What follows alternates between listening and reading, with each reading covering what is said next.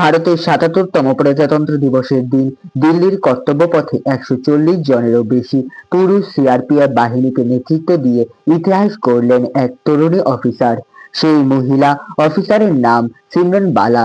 তার বয়স মাত্র ২৬ বছর। আজকের এই ভিডিওর মাধ্যমে তরুণী অফিসার সিমরন বালার জীবন সংগ্রাম জানা যাক। জম্মু ও কাশ্মীরের রাজৌরি জেলার নওশেরা গ্রামে জন্ম হয় সিমরন বালার।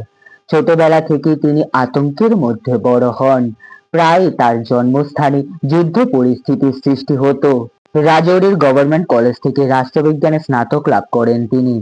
ছোটবেলা থেকেই তার ইচ্ছা ছিল দেশের সেবা করার। সেই ইচ্ছা থেকেই ২০২৫ সালের ইউপিএসসি সেন্ট্রাল আর্মড পুলিশ ফোর্সের পরীক্ষায় বসেন এবং সফলভাবে উত্তীর্ণ হন তিনি। তারপর তিনি ভারতের আধাসামরিক বাহিনী সিআরপিএফ অ্যাসিস্ট্যান্ট কমান্ড্যান্ট হিসেবে দায়িত্ব গ্রহণ করেন। গুরগাঁওয়ের সিআরপিএফ একাডেমি থেকে প্রশিক্ষিত হন তিনি এবং সেখান থেকেই পান বেস্ট অফিসার ইন ট্রেনিং এবং বেস্ট ইন পাবলিক স্পিকিং পুরস্কার।